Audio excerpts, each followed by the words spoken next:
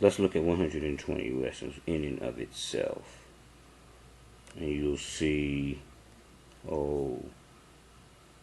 catechisms could relate to it, and parables.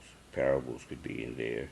Actual facts, solo facts, history, philosophy, anthropology, sociology,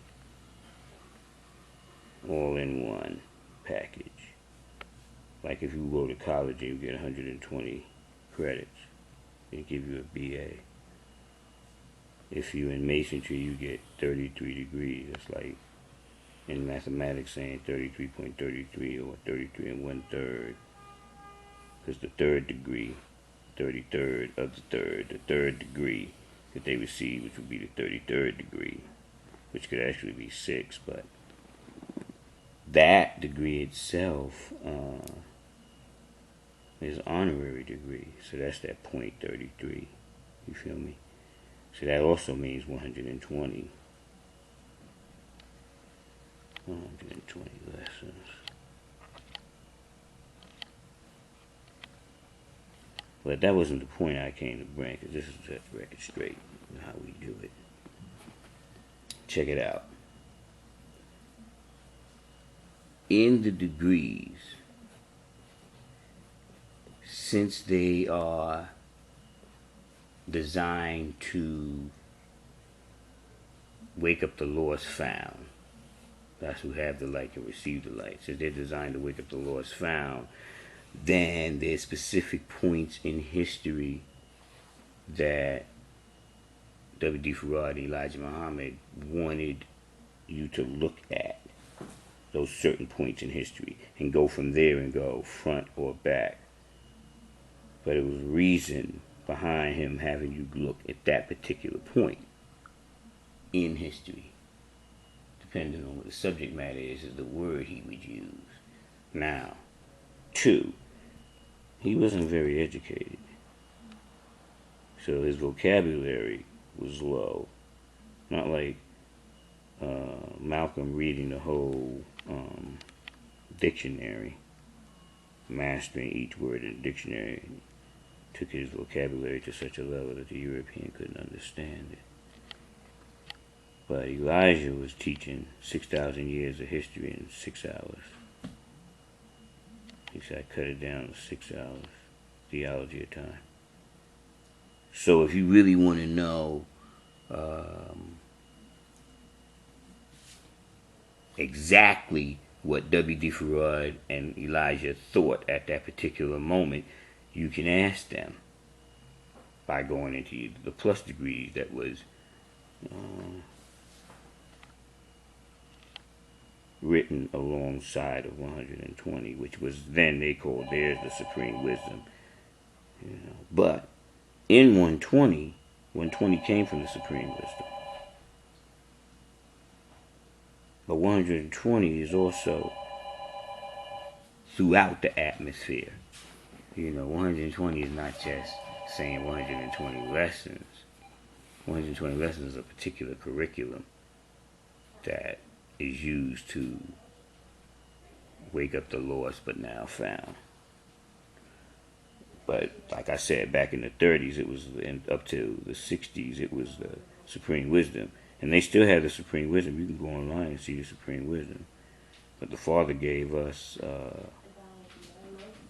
that understanding. So he gave us a different understanding of 120 as far as how you see it. He showed you certain things in it, like he say something like, well, W.D. Farad said, my uncle was brought everybody traded 379 years ago. He says, I know he is my uncle. He likes the devil because the devil gives him nothing. So he said, I'm his uncle. Now, if you go through the degree, you'll see that the original man of the wilderness of North America is the uncle of W.D. Farad. So that means that if he's the uncle, then somebody in the family was the brother. His uncles was brothers of somebody, sister or brother. And on which side of the family is it, on your father's side or your mother's side? Yeah.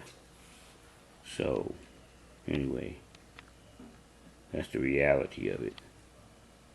Is because somebody was asking me about are there any other plus degrees that they need to know in conjunction with 120? Now, some gods will say, well, you get your own understanding. Right, you do get your own understanding. That's an actual fact.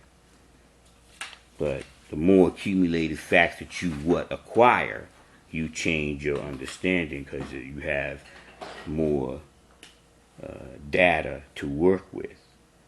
You know, certain amount of data go in, you're going to get an answer that comes out. But you can have flawed data, but the more you have that's right and exact gives you a better chance of evaluating what's going on right here and now and today. Like if you said, okay, now after you dropped all of this and you get to a certain point where you didn't born your student or your student is born, because you get born every day. Each degree you get born in, like you get born and say, oh, I didn't know. I didn't know that W.D. Farad was asking the questions Elijah was answering. I didn't know that was W.D. Farad saying the 1 to 36. He was quoting that. That's not a poem. Those are, now you've been born. See, you've been born into the reality of that particular understanding. Like tomorrow you might say, well, I'm quoting the first degree, in the 1 to 14, so I'm born that.